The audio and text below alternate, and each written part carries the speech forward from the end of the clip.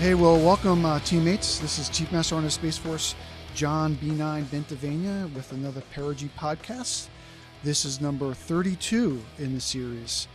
And so today it's going to be a really good conversation. We have some special guests with us today. We have some Guardians that are dialing in from remotely, that are speaking from a spider phone that's sitting on my desk in the office. And I have someone in the office with me as well as we kind of jump into this discussion. So as always, thanks for tuning in, and hopefully we have a good time today and we get to share some information and get to connect like all Guardians like to do. So I'm gonna start real quick with some introductions. So I'm gonna start with the teammates that we have dialing in virtually. So I'm gonna start with Captain Dustin Pescatori. Sir, if you would please just introduce yourself to everyone. Good afternoon, Chief. And first off, thank you for this incredible opportunity. I'm Captain Dustin Pescatori. I'm a Mission Director and the Operations Deputy Flight Commander here at the 18th Space Defense Squadron at Vandenberg Space Force Base. Our mission here at the 18th is to provide a continuous, comprehensive, and combat-relevant understanding of the space situation.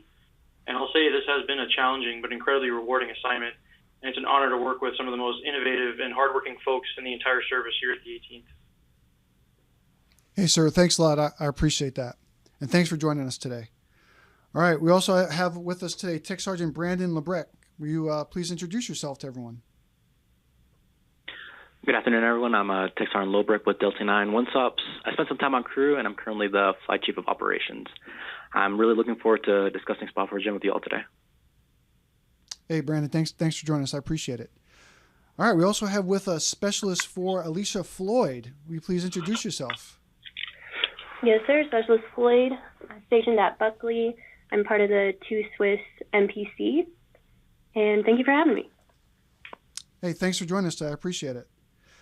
All right, and in the room with us today, we have Chief Caleb Lloyd from SPOC.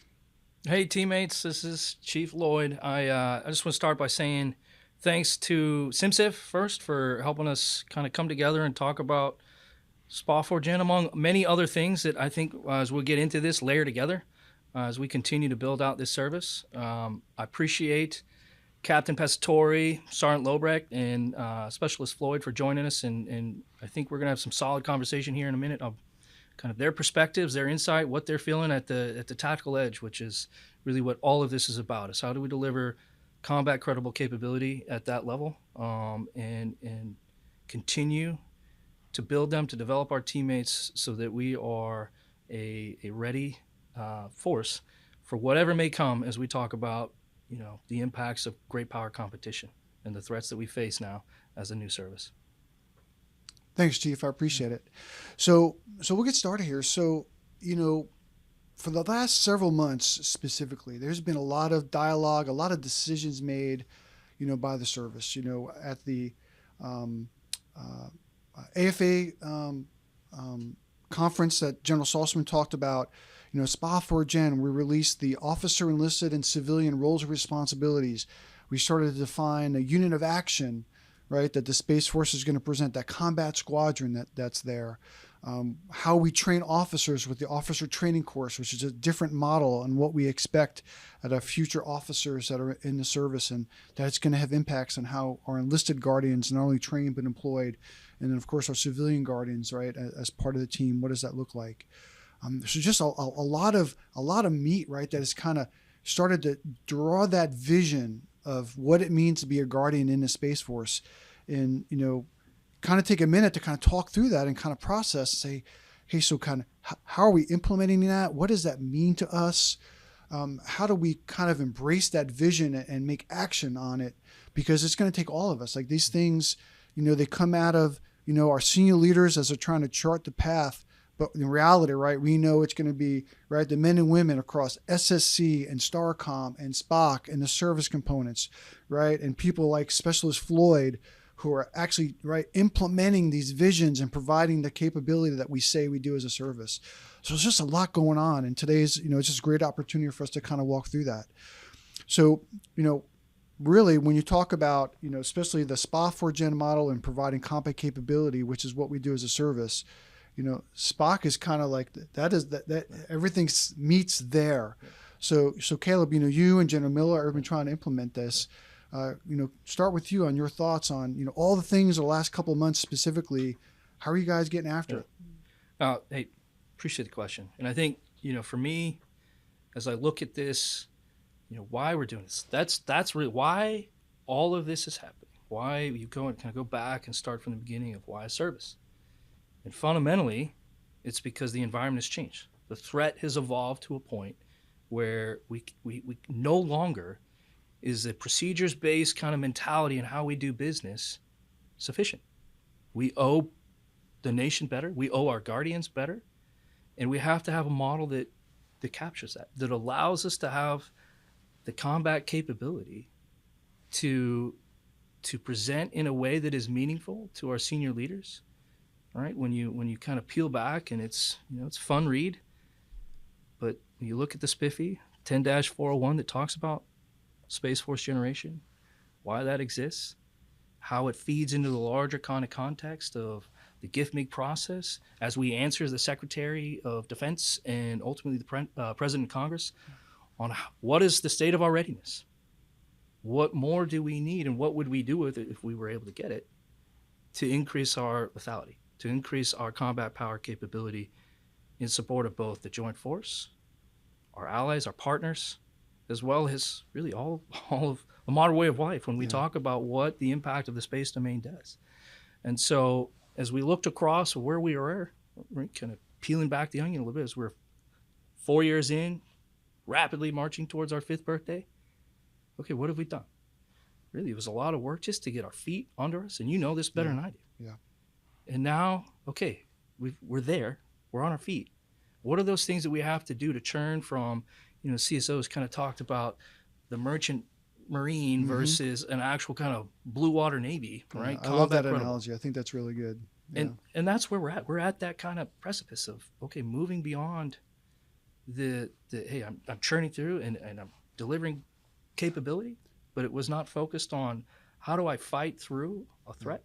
That's what we owe. And so we have to have a way in order to deliver. When we talk about actual advanced training, what does that mean? It's not, for me, it's not just more buttonology, more how do I operate the weapon system. It's thinking through a situation based on a threat that is there today. And what do you do? And how do you communicate across our teams, our deltas, in a way that integrates and aggregates combat power that we've never had to think through before? And so we have to deliver that. And that's really what this model will help us deliver as we go from commit, and then we go back into ready and prepare. Yeah. Those opportunities, and working with our teammates in STARCOM, working with our teammates here in the building on policy and things that we need to adjust. Looking and talking with our teammates at SSC on how we deliver capability, and we bring this on. And this ties into some of the other things we've talked about, IMDs.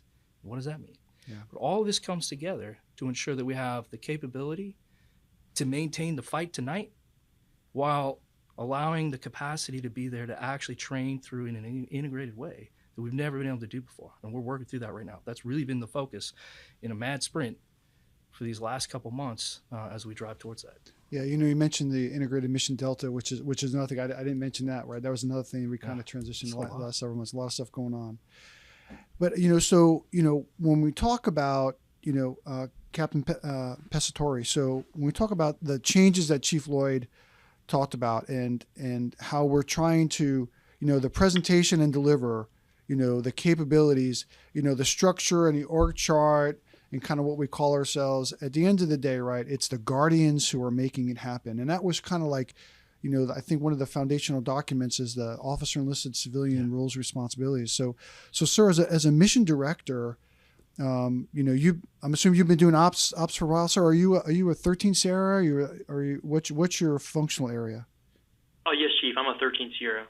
So as a captain, sir, I'm assuming you understand the crew life and kind of the evolution. You've probably seen some of that where we've gone. But when you look at the roles responsibilities, how we've kind of defined that to kind of nest in the force that we need to prepare and present. I'm curious on your thoughts, especially as a mission director, when you think about, okay, based on those roles responsibilities, where we're going, what are your expectations as we look to shape and grow and develop the enlisted cadre that now is required to kind of fit into the model and do all the things that we just talked about? Well, thank you for the question, Chief.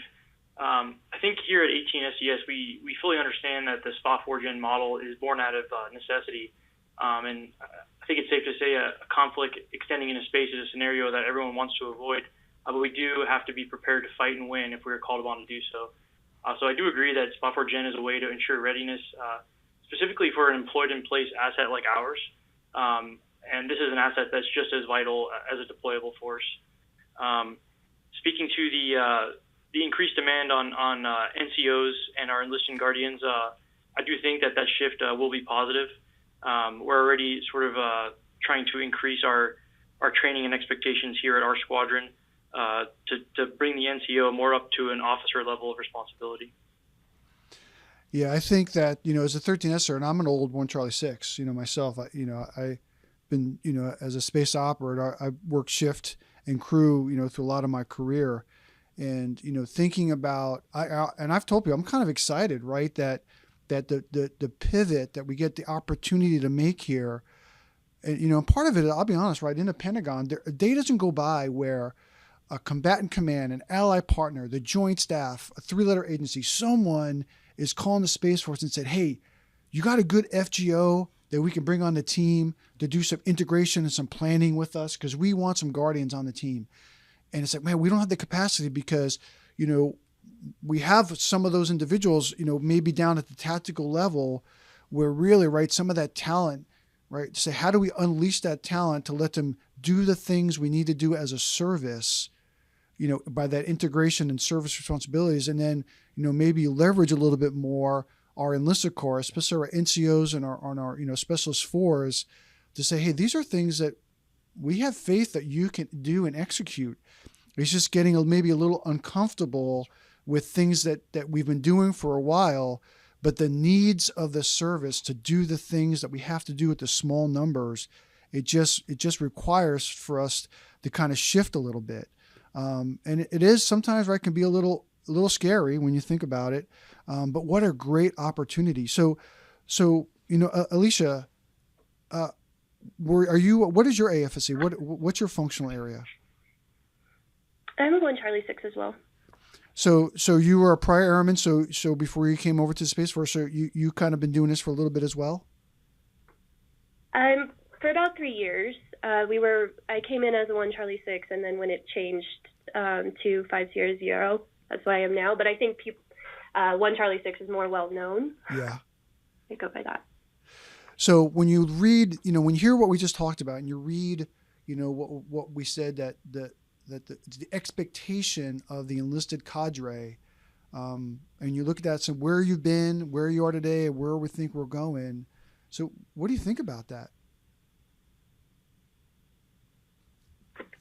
Since I've been at Buckley, we've tried a few different models for the schedules. So it seems like when coming in fresh, change is easier than people who've been doing it for a certain way for a certain amount of time. So it's difficult, but I don't think it's something that we can't adapt to. Yeah, and so this is Chief Lloyd. I'll just add in that, I think we've taken a lot of lessons from some of our teammates that, we look at the WISOCs that we absorbed from the Army. Yeah. And you look at those detachments, roughly 60-ish people, 2 officers, enlisted run crews, right? It's being done. We look at a lot of our intel organizations and those crews. That's where I grew up for the most part, was doing a lot of the mission that is now in the 73rd ISR Squadron, right, when it was under the Air Force. Those were enlisted run crews with a couple officers, right? We know this can be done, right? There's some cultural shift that we're working through. There's some fundamental changes that we got to do for the force structure. But, when we look at and we talk about, the focus that we put on our NCO development in SPOG for this year, this is part of it, right? This all ties together because this is where we're going. We're going to have our officers in those key positions doing functions that only our officers should be doing. And our NCOs can run the mission. They are the technical SMEs who want them, right? When you broadly, whether it was before Space Force or after Space, right? Our NCOs, our enlisted force, were the ones who spent the most time in their career on mission. And that's where we're going. And the CISO actually, I think he talked about that in his C note, right? Was the amount of time. And so we're going to continue to grow that. But at the end of the day, we owe you deliberate development. And this is what we're getting after with some of these initiatives in this last few months here. So Brandon, as a technical sergeant, right? As an NCO, what is your Space Force specialty?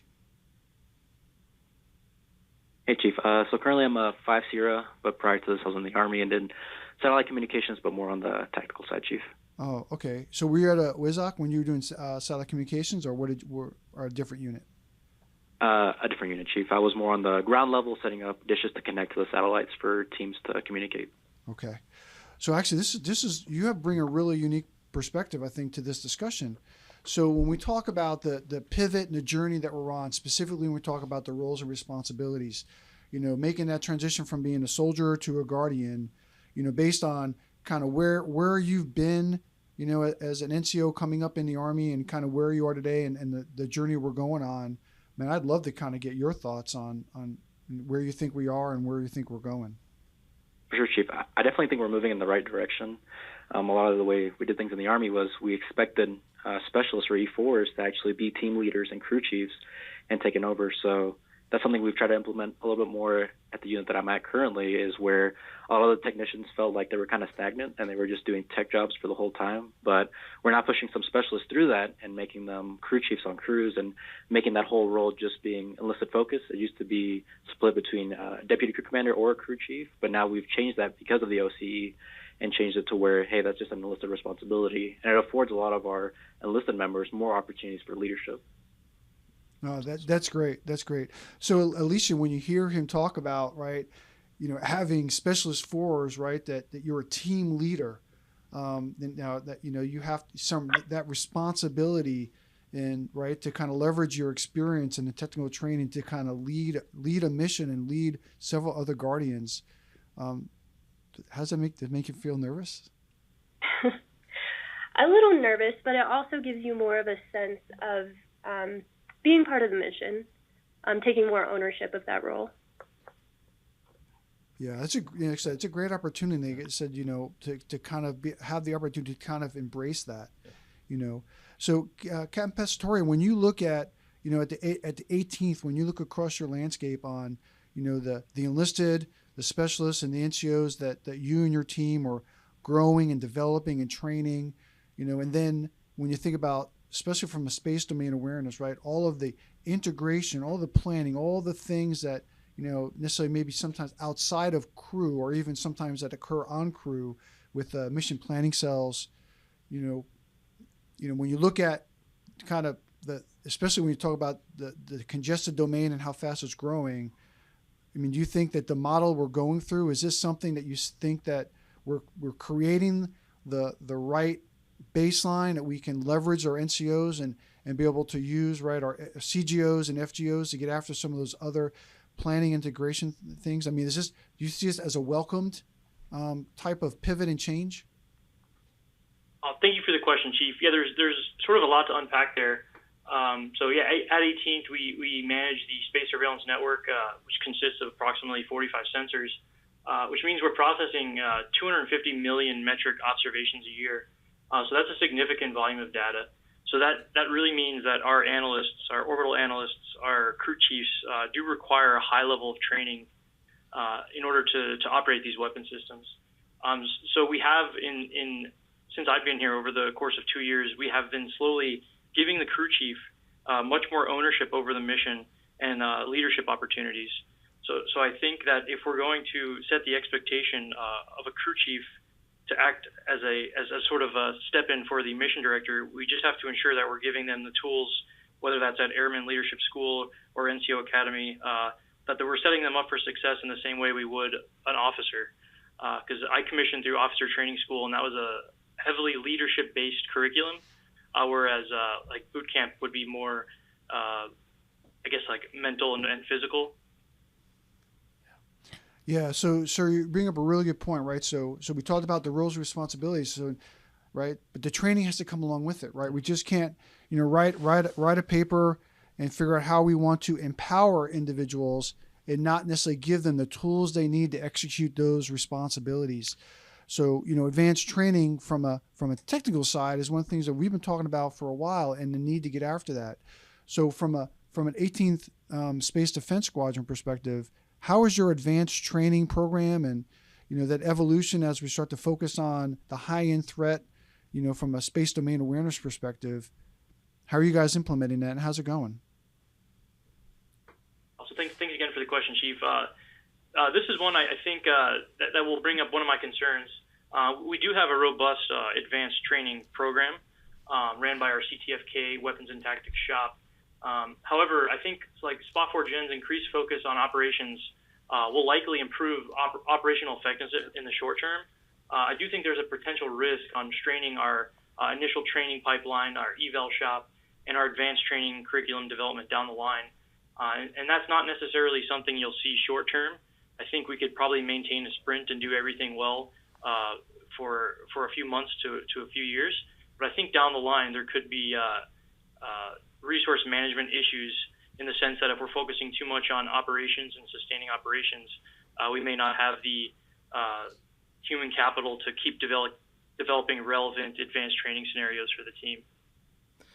Yeah, hey, Captain, I think that's totally a fair point. And these are things, right, as we've talked about, as we get ready to roll into kind of our first iteration of this integrated cycle where we're putting all of our deltas, all of our combat power in the same vein. There's going to be some challenges, right? Because every delta has some nuances, and we know that, right? And so these are the types of things that when we say we have regrets, right?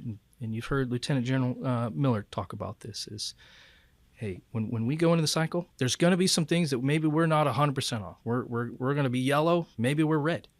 But we've got to have a way where we're measuring that effectively. And to your point there, right, where we've pulled a lot of kind of the old way of doing business and we're putting all the experts back on the mission. Okay, well, what does that do to the force? What are the second and third order consequences that we think we're going to encounter? And then we capture those formally as regrets.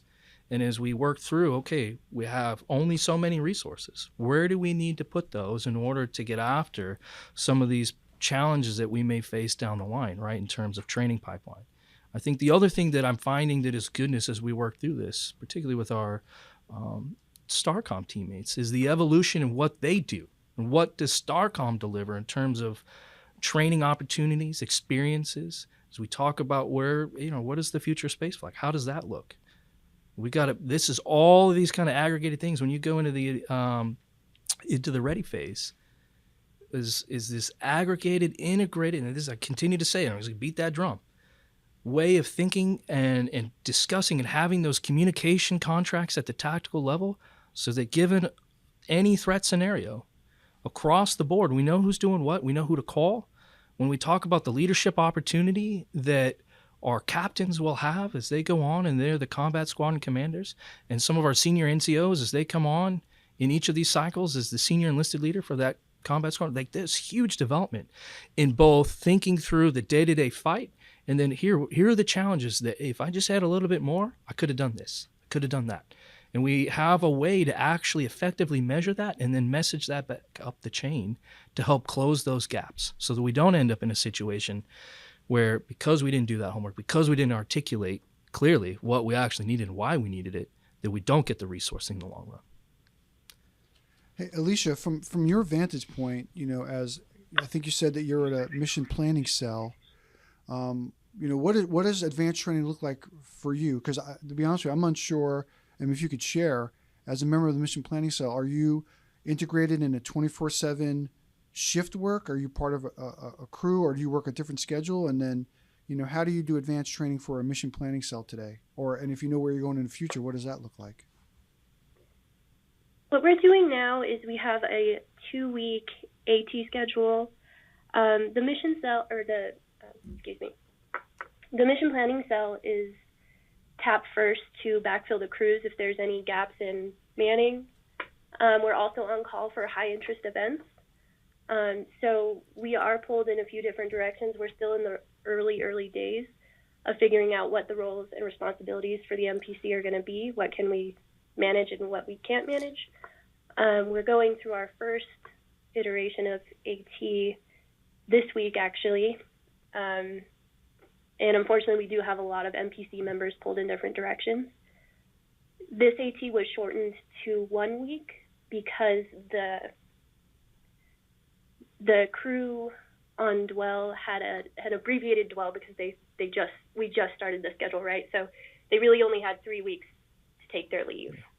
So we shortened AT to 1 week so they would have time to take leave. So we're still figuring it out. Good. Well, hey, and I think, this is all good points, and this is why I love having this conversation, because I think what you really highlighted there is the reality of where we're at today, right? Is we had to have a place to start, and there was going to be there are going to be some hiccups as we go along the way, as we kind of reset from the, dare I say, whack-a-mole kind of way we were kind of doing business into a standardized process where it's predictable, right? We got to get there. We had to start somewhere. To the advanced training pieces, right? We're going to continue to work through that. What does that look like? We've got teams that are working both from the headquarters perspective with the deltas down through the squadrons to define what are those advanced training requirements. And it may be that what advanced training look like and what some of us may know and some of that muscle memory from years prior is different than where we need to be when we actually factor in the continued threat. And what does that actually mean? What do I actually have to train versus what is just kind of day-to-day normal operations? And so I think the point in your attitude, frankly, is perfect in that, hey, this is where we're at. It's not perfect. We're going to continue to discuss. We're going to continue to iterate, and we're going to get better each day. Yeah, and I would add on to that, and the way you explained it, this is where we need leaders like all three of you as we work through this. When you say, hey, we're figuring it out, it may be different next time as is this time. We're at a point in the journey as we're building this foundation where, there isn't the playbook that we're able to hand down, right? Whether you're in Delta 9, Delta 4, or it's Delta 2, right? We're asking, this is the journey, the vision that we have. And, based on your experience, being innovative, right? And say, hey, how do we get after it and iterate and provide feedback that we know where we're going. We just may not be all in step at the same time because we have different things we're working, but it's not going to be perfect the first time out. But, the ask, I think, from me and I think from Chief Lloyd and General Saltzman would be like, don't give up. Like, we need your help and understanding that, as we do this together, it's not going to be perfect the first time out. And, when you're coming from a service, if you were a prior soldier with hundreds of years, right, of doctrine and experience, right, doing missions, or you're coming from the Air Force with, 70-something years, right, where you've tried and true and learned, and now we're 4.5 years old and we're trying to work this, sure, it's going to be a little different. It's going to be a little challenging. We may be asking more of a specialist for today than maybe we will in 10 years from now. But, man, what a unique opportunity to help shape that foundation of what future generations of Guardians are going to experience based on, right, what we're going through today and the opportunity to kind of help provide that feedback and say, hey, this worked, this didn't. We have to shift. We have to stay focused on what the end result is and take steps to get there little by little, but not fall into, right, a sense of helplessness. From an advanced training perspective and the infrastructure and kind of what's associated with all that, General Saltzman uses the analogy where, red flag out at Nellis, that is like the capstone. That's the pinnacle. That's a gold standard for air combat, right? We have joint partners and allied nations come to red flag at Nellis all the time, right? Because they know that's where we want to go. That's what it is today. But, man, when it started out in the desert of Nevada, it was a bunch of pickup trucks with painted telephone poles on the back, right, acting as SAMs, right? Those were the targets. Mm-hmm. I mean, look at where it is today. But the thing is, right, they knew something had to be done. They started with what they had, and they continue to evolve it and move forward. But knew, right, we're not going to have a fully integrated range to emulate the threats as they really are. But they knew they had to start somewhere. So we're a little bit on some of this. I think we're a little better than a pickup truck. Right, but we're getting there. But thinking about, right, years from now, the Guardians looking back going, man, in year number 4, this is where they were, and look at where we are now. But in order for us to get there, we got to do it together. And they're doing it, right? I was just out at Schriever last week. I think it was last week, and got to visit the space flag team.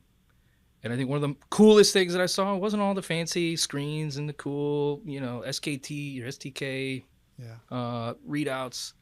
It was the massive whiteboards that were just exquisite in their layout of all the plans and the orders. And so they're doing it today.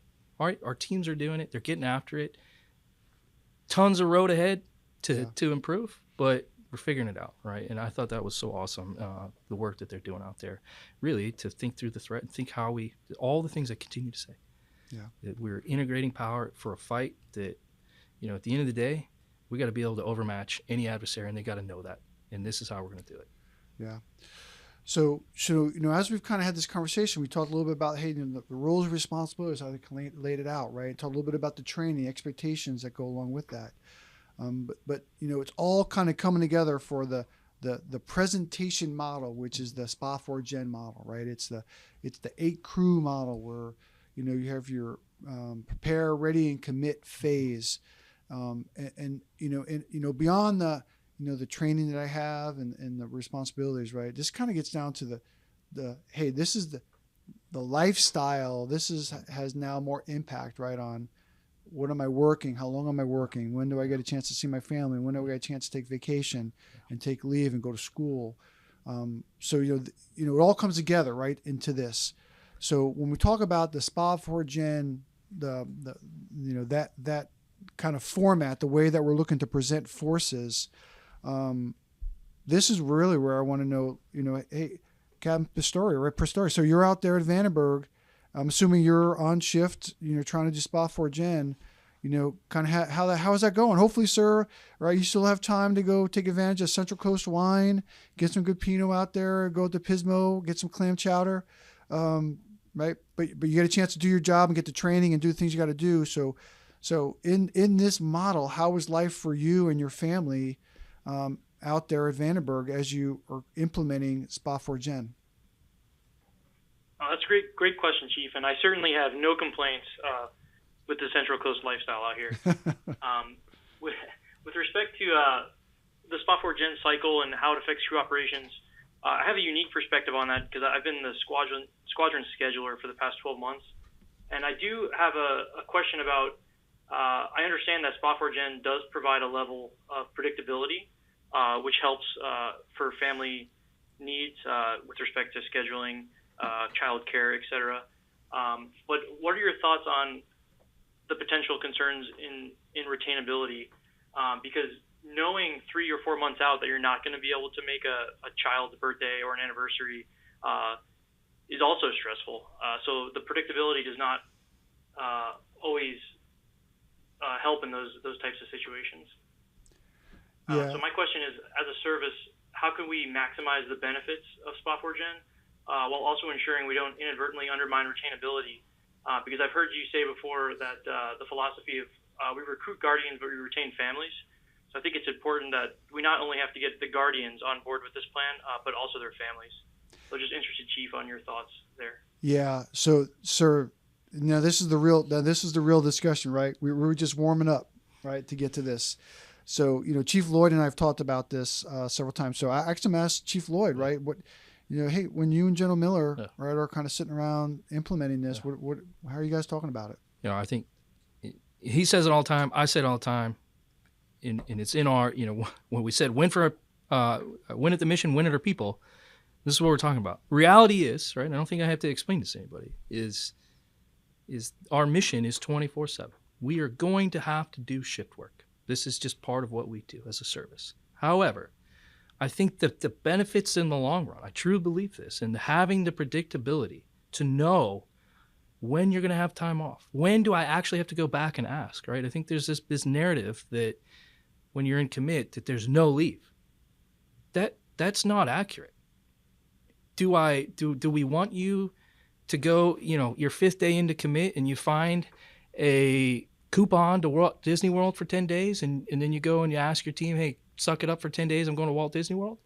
No, that's not what we're talking about here. I want you to think ahead, right? This is where crew integrity is really going to be important when we look at, as we're going into our phases. If we've got regrets and where we're going to have manpower in order to maintain this crew integrity, that's important. We have to know those things. And so that's critical. But we get there, right? And we have some level of stasis with our crews. And it's predictable. Now, okay, when that thing comes up, a birthday, an anniversary, something that's just like that life milestone, and it's yours. Not everybody has the same thing every day. Like, we can work through that.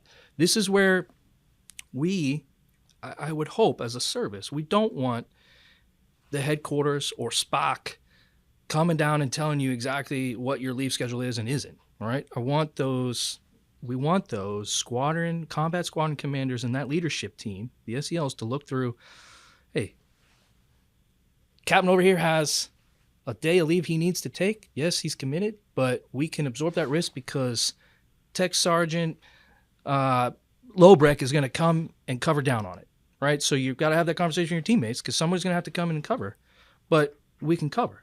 And then when you come out of your commit phase, you got 21 days to take leave. Like, that's really a lot of what that prepare phase is, and you're going to get 2 of those a year. And then there's some slack in there. You've got time, right, in the shift schedules. It's not 105 days you're committed and every day we're working, right? You're going to have days off within those shifts. And you've got a little bit excess when we talk about kind of what those 5 crews do. It's built in. And so what's really important here, what I really think, and we talk about the families, is the mentality shift that this is not a job.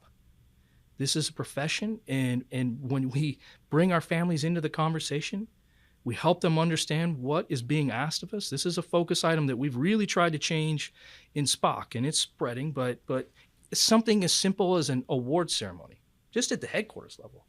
It used to be that we would just do it in the atrium real quick. Hey, great, congratulations, and we're on to the next thing. And that worked.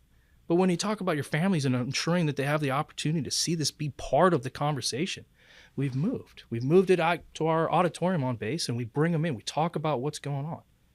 We show them the threats at the unclassified level. They feel part of this conversation, and then they actually are able to work with you to articulate. And some things you're going to be able to miss, and that's just the hard part of being in the military. When we talk about sacrifice, this is it. This is sometimes you're going to miss those milestones. But if we're deliberate and we're taking care of each other, and you look at the crew level, and it's not just I come in, I high five the guy next to me or the gal next to me and say, hey, let's have a good shift, and then we go home our separate ways and we don't talk to each other. It's this opportunity to kind of bring back this sense of family is huge here. And I really hope that this will catch fire and we'll run with it and we'll embrace it. I know it's happening. We just gotta get the rest of the team that's like kind of dipping their toe in the water, like, I don't know about this, but we're gonna get there. And so I think, again, to answer the core question, when those milestones come up, that's where we got to have those deliberate conversations with our teammates and the leadership teams to say, hey, I need to take this day. This is really important, and we can get there. And if not, okay, well, here's why. And we understand, and we've talked to the family, and they understand really the needs of what our nation is asking of us in a really kind of dangerous time around the world right now. I'll stop there. No, thanks. And that kind of aligns with the discussions that, you and I have had. And sir, thanks for asking that question, right? Because this is really some of the stuff that that I think is important for the 5 of us to walk through, but also for anyone who's listening to this podcast, right? Where are we going? So I think what Chief Lowe was saying is that, right, even in the commit phase, right, hopefully you remember when your anniversary is or your children's birthday, so we can plan that out, right? And that's why there's 5 crews, right? Because there's capacity in there. Hey, on Saturday, I'm taking my family out to dinner. Hey, Captain Smith, can you cover for me? Because I'm going to go out. But that's no different than, when I work shift. Right. We had the crew force manager, right? How many people, had to work shift when I was doing missile warning at 2 Swiss back in the day? And we would kind of hook each other up and cover for events or things that we needed. But at the end of the day, right, there were certified, qualified members doing the mission, and it was executed at kind of the flight chief or the combat squad that wasn't a combat squadron, but the squadron commander, unable to do that. So sir, hopefully that the question that you asked is a real important one, but hopefully that maybe puts a little bit of your mind at ease that the vision isn't that during that 105-day cycle of commit, that no leave at all is we don't expect anyone to take leave. I think it's right if it's planned out and coordinated, we want to be able to accommodate that. But I think to say that no leave is authorized or allowed during 105 days is not necessarily where we want to go. Hey everybody, this has been a really good conversation and one that we needed to have, but it's going a little long. So I think what we're going to do is we're going to take a pause here in episode 32, and we're going to break this into 2 parts. So please join us again for the next part 2 of episode 32. So we're going to end here, and I hope you enjoyed it, and we'll talk to you again soon.